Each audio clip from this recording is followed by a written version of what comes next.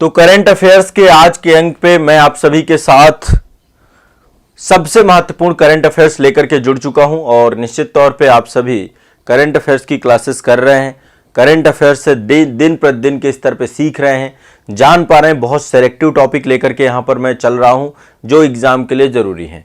तो आज के करंट अफेयर्स में पहला टॉपिक है आपका भारतीय जन उर्वरक परियोजना, यानी कि प्रधानमंत्री भारतीय जन उर्वरक परियोजना चलाई गई है। इसका पूरा नाम मैं लिख देता हूं, प्रधानमंत्री जन उर्वरक परियोजना चलाई जा रही है। यानी कि वन नेशन वन फर्टिलाइजर का कॉन्सेप्ट इसमें रखा गया है, एक देश एक उर्वरक का कॉन्सेप्ट रखा गया। अब इसको थोड़ा सा समझने का प्रयास करिए कि एक देश एक उर्वरक का कॉन्सेप्ट क्या है। दरअसल देखिए, उर्वरक के बारे में आप सभी जानते हैं, रासायनिक तौर पर पोषक तत्व हैं आपके, ठीक है, जो कि पौधों के लिए, फसलों के लिए, सभी के लिए एनपीके का जो एक रेशियो होता है मिट्टी की मिट्टी के उपजाऊपन को बढ़ाने के लिए, वो सारी चीजें आप जानते हैं कि जो एक तरीके से अकार्बनिक रासायनिक पदार्थों के तौर पे इनका प्रयोग किया जाता है। यूरिया का हो गया, डीएपी का हो गया, एमओपी का हो गया, ये सारी चीजें प्रयोग होती हैं। अब देखिए, आमतौर पर होता क्या है, जो भारत में यूरिया होता है उसका जो मूल्य तय करती है वो सेंट्रल गवर्नमेंट करती है। कौन तय करता है मूल्य? केंद्र सरकार तय करती है। ध्यान रखिएगा, यूरिया का मूल्य अभी भी केंद्र सरकार द्वारा तय किया जाता है, नियंत्रित किया जाता है, मतलब कंट्रोल करती है केंद्र सरकार। अब यहां पे ध्यान रखिएगा, जो उत्पादक कंपनियां हैं, बहुत सारी कंपनियां हैं जो यूरिया को उत्पादित करती हैं, उनको एक फिक्स्ड एमआरपी होती है, उससे ज्यादा में नहीं बेच सकते, अपनी मनमानी नहीं चला सकते। जैसे आप देखते हैं प्राइवेट क्षेत्र में होता क्या है कि अपनी मनमानी बहुत चलती है, ठीक है, तो वो मनमानी आपकी यूरिया क्षेत्र में नहीं हो सकती। सरकार बताती है कि भैया ये एमआरपी रखना है, तो एक निश्चित एमआरपी पर बेचती है। अब आप एक चीज ध्यान रखिएगा, जो एमआरपी होगी, जो उत्पादन लागत आएगी, उसकी सिर्फ 10 से 20% की एमआरपी होगी। मान लीजिए कोई चीज 100 रुपए की बनी, 100 रुपए की उत्पादन लागत आई, तो मात्र 20 रुपए की ही वो बेची जाएगी। अब सोचिए, 80 रुपए का जो घाटा है ये देती है केंद्र सरकार। केंद्र सरकार 80 रुपए की सब्सिडी देती है, ठीक है। अब फिर से समझिएगा, देखिए, केंद्र सरकार के द्वारा यूरिया के मूल्य को कंट्रोल किया जाता है, ठीक है, यानी कि कोई भी उत्पादक कंपनी एक निश्चित एमआरपी से ज्यादा नहीं बेच सकती है, ठीक है। किसानों के लिए है और बहुत, तो इसके लिए जो है केंद्र सरकार लगभग ये सब्सिडी देती है, इसके लिए सहायकी देती है ताकि इनका नुकसान ना हो सके। मान लीजिए यूरिया बनाने में 100 रुपए का खर्च आया, 100 रुपए की यूरिया इनको बेचना है, लेकिन इनको 20 रुपए का ही बेचना पड़ेगा, 80 रुपए की भरपाई केंद्र सरकार कर देगी। यही आपकी सब्सिडी है। क्या है आपकी? ये सब्सिडी है। समझ में आ रहा है इतनी बात? अब देखो हो क्या रहा है, आप खुद देखिए, यहां पे केंद्र सरकार बड़े स्तर पे देखा जाए तो सब्सिडी दे रही है, सहायकी दे रही है ताकि इनको लाभ हो सके, ठीक है। इतना आप समझिए बात को। तो उत्पादक लागत की मात्र 10 से 20% इनके द्वारा एमआरपी रखी जाती है, उसी पे मूल्य पे उसे बेचा जाता है। 80 से 90% का उत्पादन लागत केंद्र सरकार के द्वारा जो मैन्युफैक्चर्ड है उनको सब्सिडी के रूप में दिया जाता है, ठीक है। तो डीएपी हो गया, एमओपी हो गया आपका, या यूरिया हो गया, इनकी कीमतें आधिकारिक रूप से केंद्र सरकार द्वारा, मतलब देखिए एक चीज ध्यान रखिएगा, जो डीएपी है और एमओपी है, इनकी कीमतें केंद्र सरकार नहीं करती, यूरिया की कीमत करती है केंद्र सरकार। यूरिया की कीमत केंद्र सरकार के द्वारा की जाती है, बाकी डीएपी और एमओपी की नहीं की जाती है, ठीक है। लेकिन फिर भी ये आपके उर्वरक सब्सिडी के अंतर्गत आते हैं, इनको भी, इनमें भी सब्सिडी गवर्नमेंट देती है, ठीक। अब ऐसे में आप समझिए होता क्या है, जो उत्पादक कंपनी है, जैसे मान लीजिए कोई कंपनी है जो कि जो है यूरिया बना रही है, तो अपना ब्रांड, अपना लोगो प्रयोग करती है। और जबकि देखिए गवर्नमेंट इसमें बड़े स्तर पे सब्सिडी देती है, बड़े स्तर पे सहायकी देती है, तो ऐसे में सरकार ने कहा कि भैया यदि हम सहायकी दे रहे हैं, हम आपको सब्सिडी दे रहे हैं, तो फिर हमारा लोगो, देश का लोगो, एक लोगो आप अपनी ब्रांडिंग मत करिए, इसमें केंद्र सरकार की, सेंट्रल गवर्नमेंट की ब्रांडिंग होगी। और 17 अक्टूबर 2022 को, अब ध्यान से समझिएगा, यह परियोजना चालू की गई, प्रधानमंत्री जन उर्वरक परियोजना, तो यह चालू की गई 17 अक्टूबर को। अब इसके तहत यह बोला गया कि जो भी मैन्युफैक्चरर होगा, अब यूरिया को क्या करेगा, एक ही ब्रांड से, एक ही लोगो से क्या करेगा, वो आपका बेचेगा। तो अब एक राष्ट्र एक उर्वरक का कॉन्सेप्ट आ गया है, वन नेशन वन फर्टिलाइजर का कॉन्सेप्ट आ चुका है, जिसके तहत अब एक राष्ट्र एक उर्वरक में एक तो भारत यूरिया बैग आपका जारी किया गया। ये आप देख रहे हैं, ये यूरिया बैग है, इसी में यूरिया आपका मिलेगा। तो इसके लिए ये लिखा हुआ भारत, यहां पे देखिए, यहां पे भारत लिखा हुआ है। हाँ, यहां पे देखिए, इसमें भारत, भारत के नाम से अब यूरिया बिकेगी आपकी। किसके अंतर्गत? ब्रांडिंग और लोगो, ये एक लोगो होगा और एक ही ब्रांडिंग होगी। तो भारत के नाम से पूरे का पूरा, क्योंकि वो फिर क्या होता था कि अपनी मनमानी भी करते थे, अलग अलग जो है ब्रांडिंग होती थी और किसान भी बड़ा कंफ्यूज्ड होते थे। तो अब एक ब्रांड कर दिया गया कि भारत ब्रांड से अब आपको यूरिया बेचना होगा। ठीक है, तो इसके अंतर्गत आपको ब्रांड मैंने बता दिया, ब्रांड है भारत। ठीक है, और भारत यूरिया बैग जो है आपका, जो है प्रधानमंत्री जी के द्वारा जो है एक दिया गया है। तो ये भी दिमाग में रखिएगा, ये आपको दिमाग में रखना है, स्पष्ट रखना है। क्लियर है? स्पष्ट है? कोई दिक्कत तो नहीं है? बहुत सिंपल सा मामला है इसमें। ठीक है, तो इस योजना में सभी उर्वरक कंपनियों को जोड़ा गया है, राज्य से जुड़ी हुई जितनी भी संस्थाएं हैं उनको जोड़ा गया है, और उर्वरक को बेचने वाली संस्थाओं से सभी के ऊपर लागू होगी ये योजना। तो अब इस योजना के तहत देश में बिकने वाला यूरिया एक ही नाम, एक ही ब्रांड, एक ही गुणवत्ता का होगा, अलग अलग गुणवत्ता, अलग अलग मानक नहीं होंगे। तो प्रधानमंत्री, बिल्कुल राजस्थान वाले बिल्कुल क्लास लीजिए, आप लोगों के लिए ही क्लास है, सभी के लिए क्लास है, जितने भी बच्चे हैं सब लोग क्लास लीजिए। तो ये आपकी भारत नाम से क्या है, भारत ब्रांड और लोगों के साथ आपकी ये क्या है, ये आपको दिमाग में रखना है, भारतीय जन उर्वरक परियोजना है। ठीक है, भारतीय जन उर्वरक परियोजना है, ध्यान रखना है, ये एक इंपॉर्टेंट है, क्वेश्चन पूछा जाएगा। अब नेक्स्ट है public affairs index 2022, public affairs PAI, public affairs index आपका, ये आपका जो है बंगलुरु की एक एनजीओ है, आपका गैर लाभकारी थिंक टैंक है, जिसका नाम है पब्लिक अफेयर्स। ठीक है, पीएआई, पब्लिक अफेयर्स इंडेक्स, इसके द्वारा जारी किया जाता है। तो यह सूचकांक मतलब भारत में प्रशासनिक प्रदर्शन कैसा है, मतलब प्रशासनिक प्रदर्शन को लेकर के जारी किया जाता है। प्रशासनिक प्रदर्शन, किस राज्य में कैसा प्रशासनिक प्रदर्शन है, प्रशासनिक प्रदर्शन को लेकर के जारी किया जाता है। तो पहली बात देखिए, भारत के राज्यों को दो भागों में बांटा गया है, भारत के राज्यों को दो भागों में, बड़े राज्य और छोटे राज्य। ठीक है, बड़े और छोटे दो में विभाजित किया गया है। बड़े राज्यों में 18 राज्य रखे गए हैं और छोटे में 10 राज्य रखे गए हैं। तो जो बड़े राज्य हैं उसमें नंबर 1 में आया हरियाणा। हरियाणा सबसे अच्छा प्रशासन आपका यहाँ का बताया गया है, कई सारे मानकों के आधार पे इसको प्रकाशित किया जाता है। तो अभी पब्लिक अफेयर्स इंडेक्स का, पब्लिक अफेयर्स इंडेक्स 2022 आपका जारी हुआ है। तो इस सूचकांक में बड़े राज्यों की श्रेणी में नंबर 1 पे कौन है, हरियाणा, और छोटे राज्यों की श्रेणी पे नंबर 1 पे आपका है सिक्किम। छोटे राज्यों पे नंबर 1 पे है सिक्किम,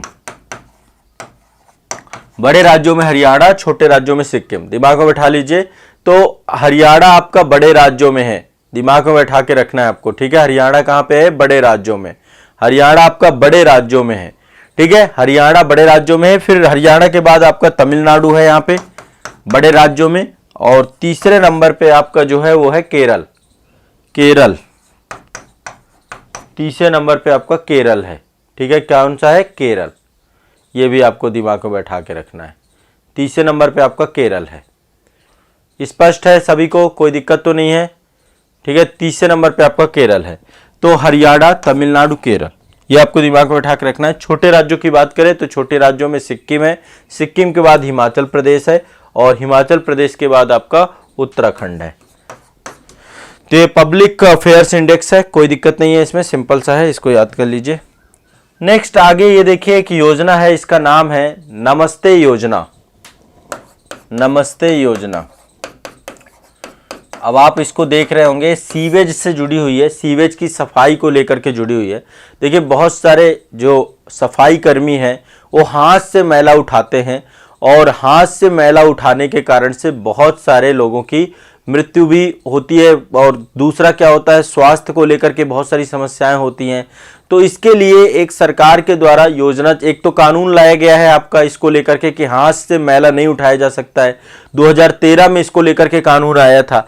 ठीक है, तो और साथ ही जो सीवेज होते हैं, देखिए पूरा पहले व्यक्ति क्या होता था, सीवेज के अंदर जाता था, जा करके वहां से कचरा जो है साफ करता था, तो इसमें बहुत सारे लोग घुट के मर जाते थे और देखिए कैसा अमानवीय कार्य है। तो अब जो है केंद्र सरकार के द्वारा, वैसे 17 अगस्त 2022 को नमस्ते योजना आई थी, इस योजना के तहत मशीनीकरण के माध्यम से सीवेज की सफाई होगी, ठीक है, मशीनीकरण के माध्यम से इन सारे कार्यों को किया जाएगा। तो 17 अगस्त 2022 को नमस्ते योजना लॉन्च की गई है, जिसका पूरा नाम है National Action for Mechanised Sanitation Ecosystem, यानी मशीनीकृत स्वच्छता परिस्थिति के लिए राष्ट्रीय कार्यवाही, ठीक है। तो National Action for Mechanised Sanitation Ecosystem develop करने की बात इसमें की गई है, इसी का ही फुल फॉर्म है आपका नमस्ते, ठीक है। नमस्ते, नमस्ते के अंतर मशीनों के माध्यम से स्वच्छ परिस्थिति के लिए एक राष्ट्रीय स्तर पे कार्य करना, तो केंद्रीय योजना है और सामाजिक मंत्रालय एवं सामाजिक एवं अधिकारिता मंत्रालय के अंतर्गत ये पूरी योजना चलाई जा रही है। इसके तहत जो है भारत में स्वच्छता के कारण से किसी की मौत ना हो, स्वच्छता के कारण से बहुत सारे लोगों की मौत जो हो जाती थी और ये बड़ा अमानवीय भी था, ठीक है। साथ ही स्वच्छता संबंधी कुशल श्रमिकों के लिए भी इसको संपादित किया जाता है। आपको पता है कि कुशल श्रमिक ही इसे संपादित कर सकता है। किसी भी सफाई कर्मचारी का मानव मल से सीधे संपर्क नहीं आना चाहिए, ये भी जो है इसके तहत किया जाता है।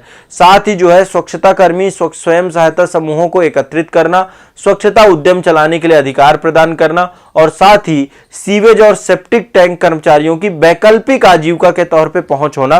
तो अब ये पूरा का पूरा मशीनीकरण के माध्यम से हो चुका है। ध्यान रखिएगा, नमस्ते योजना आपका सीवेज टैंक सफाई से जुड़ा हुआ है, ठीक है। तो ये आपको ध्यान रखना है। National Action for Mechanised Sanitation Ecosystem scheme आपकी नमस्ते के अंतर्गत है। चलिए आगे चलते हैं। नेक्स्ट है आपका, ये आपकी स्माइल 75, एक योजना आपकी ये है, केंद्रीय सामाजिक न्याय एवं अधिकारिता मंत्रालय के द्वारा जारी की गई है। इसका नाम है स्माइल 75, स्माइल 75। ये योजना का क्या उद्देश्य है? ये योजना का उद्देश्य है आजीविका और उद्यम हेतु लाभान्वित वंचितों की सहायता करना। जैसे कि आपको पता है बहुत सारे लोग भिक्षावृत्ति से जुड़े हुए हैं, ठीक है। आपको पता है बहुत सारे व्यक्ति भीख मांग रहे हैं, उनके लिए पुनर्वास करना, ये भिक्षावृत्ति से जुड़े हुए लोगों के लिए ही स्माइल योजना। भिक्षावृत्ति से जुड़े हुए लोगों के लिए ये योजना चालू की गई है। इसमें एक चीज और है, जो ट्रांसजेंडर व्यक्ति हैं, जो एलजीबीटी कम्युनिटी से जुड़े हुए हैं, उनके लिए भी ये योजना है। ट्रांसजेंडर, इनका पुनर्वास करना प्लस इनका पुनर्वास करना, क्योंकि ये कम्युनिटी भी पूरी तरीके से मांग कर ही अपना जीवन व्यापन चलाती है। तो इन दोनों कम्युनिटियों के लिए 12 अगस्त 2022 को स्माइल 75 चलाई गई थी। 12 अगस्त 2022 को आपकी स्माइल 75 योजना चलाई की गई थी, ठीक है। और इसके अंतर्गत भिक्षावृत्ति, भीख मांगने में लगे हुए जितने भी व्यक्ति हैं उनका जो है पुनर्वास करना, उनको जो है लगभग अभी 75 नगर निगमों में प्रारंभ की गई है। और इसके बाद धीरे धीरे इस पहल को जो है, तो देश में देखिए हर शहर हर कस्बे में आपको पता है कि भीखों से मुक्त करना है हमें, लोगों के अंदर एक स्वाभिमान जगाना है, उनके लिए वो संसाधन उपलब्ध कराने ताकि वो अपना आत्म विकास कर सकें, ठीक है। और जो भिक्षावृत्ति है और जो निराश्रिता है, लोगों की दूसरे के ऊपर डिपेंडेंसी है, उसको समाप्त करना है, ठीक है। तो अभी आपको पता होगा भारत में सबसे ज्यादा भीख मांगने वालों की संख्या पश्चिम बंगाल में है। पश्चिम बंगाल में सबसे ज्यादा भिक्षावृत्ति होती है पश्चिम बंगाल में आपकी, ठीक है। और लगभग जो है इसमें आपके जो लोग हैं जो भिक्षावृत्ति से जुड़े हुए हैं, ठीक है, वो है 81,244। तो ये तो डेटा पूरी तरीके से झूठ डेटा है, ये ओरिजिनल डेटा नहीं है। उत्तर प्रदेश में जो है दूसरे नंबर पे यूपी का नंबर आता है, नंबर 1 पे यूपी, दूसरे नंबर पे यूपी है जो भिक्षावृत्ति को लेकर के जुड़ा हुआ है, यूपी। तो यूपी में टोटल जो है 65,835 लोग हैं। अब आपको पता है इतना कितना छोटा सा डेटा, इतनी बड़ी जनसंख्या है, केवल 65,000 लोग भीख मांग रहे हैं। तो ये जो है कहीं ना कहीं पे अपने आप में बड़ा जो है मैनिपुलेटेड है, लेकिन फिर भी आपको ध्यान रखना है स्माइल 75 आपकी भिक्षावृत्ति से जुड़े हुए लोगों का पुनर्वास करना और ट्रांसजेंडर से जुड़े हुए लोगों का पुनर्वास करना, इन दोनों के लिए आपकी है योजना, ठीक है। तो ये ध्यान रखना, पहले मैंने आपको नमस्ते योजना बताई थी। नमस्ते योजना मशीनीकृत आपकी सफाई कराई जाएगी, जो स्वच्छता से जुड़े हुए कार्यक्रम है। और स्माइल 75 में आपको मैंने बताया कि ट्रांसजेंडर और भिक्षावृत्ति से जुड़ी हुई योजना ये है आपकी। ठीक है, नेक्स्ट आगे चलते हैं। देखिए, गति शक्ति विश्वविद्यालय बनाया जा रहा है देश में। एक विश्वविद्यालय बनाने की बात हो रही है जिसका नाम है गति शक्ति विश्वविद्यालय। ठीक है, गति शक्ति विश्वविद्यालय। तो 8 अगस्त 2022 को राज्यसभा के द्वारा केंद्रीय विश्वविद्यालय संशोधन विधेयक लाया गया। आपको पता है, कोई भी विश्वविद्यालय बनाया जाना है तो उसके लिए संसद के द्वारा बिल पारित करना पड़ता है। ऐसे विश्वविद्यालय यूनिवर्सिटी नहीं बनती है। तो राज्यसभा के द्वारा 8 अगस्त 2022 को पारित किया गया था और इसके बाद लोकसभा पहले ही 3 अगस्त को पारित कर चुकी थी। इसके तहत एक नया विश्वविद्यालय स्थापित किया जा रहा है जिसका नाम है गति शक्ति। ये किसके लिए है? रेलवे के लिए है, रेल परिवहन के लिए है आपका। ये कहां बन रहा है? बड़ोदरा में। बड़ोदरा में गति शक्ति विश्वविद्यालय भारत में बनाया जा रहा है। ठीक है, ये भी ध्यान रखना है। और ये जो है आपका पहले ही राष्ट्रीय रेल एवं परिवहन संस्थान था आपका NRTI, उसी को जो है आपका चेंज करके बना दिया गया है राष्ट्रीय गति शक्ति विश्वविद्यालय। ठीक है, 2018 में NRTI बनाया गया था, उसी को चेंज करके बना दिया गया है अब केंद्रीय विश्वविद्यालय और नाम रख दिया गया है गति शक्ति विश्वविद्यालय। तो गति शक्ति विश्वविद्यालय आपका कहां बना है? बड़ोदरा में। कहां बना है? बड़ोदरा में। ठीक है, ध्यान रखिएगा इसके लिए भी। और केंद्र सरकार के द्वारा रेलवे के लिए, रेलवे के उपक्रमों के लिए बनाया गया है। तो ये आपका रेलवे से जुड़ी हुई शिक्षा, ट्रेनिंग, स्किल, रिसर्च, ट्रांसपोर्टेशन, इन सभी के लिए पूरा का पूरा ये काम करेगा आपका। ठीक है, इन सभी के लिए काम करेगा। तो ये आपको ध्यान रखना है, गति शक्ति विश्वविद्यालय यूनियन कैबिनेट के द्वारा इसको अप्रूव किया गया है। All good. तो देखिए कितने टॉपिक हो गए आपके। सबसे पहला गति शक्ति विश्वविद्यालय हो गया, दूसरा आपका जो है ये दूसरा स्माइल 75 हो गया भिक्षावृत्ति के लिए, तीसरा आपका नमस्ते योजना हो गया, ये आपका जुड़ गया किससे? ये आपका मशीनीकृत स्वच्छता से जुड़ गया। इसके बाद आपका है ये पब्लिक अफेयर्स इंडेक्स 2022 हो गया, जिसमें से बड़े राज्यों में हरियाणा, तमिलनाडु और केरल, छोटे में सिक्किम, हिमाचल प्रदेश और यूके इनको मिला है। इसके बाद आपका भारतीय जन उर्वरक परियोजना आपकी है, वन नेशन वन फर्टिलाइजर का कॉन्सेप्ट आ चुका है आपका। ठीक है, तो इसके तहत भी केंद्र सरकार के द्वारा ये योजना चालू की जा रही है, जिसमें भारत के नाम से अब उर्वरक मिलेंगे।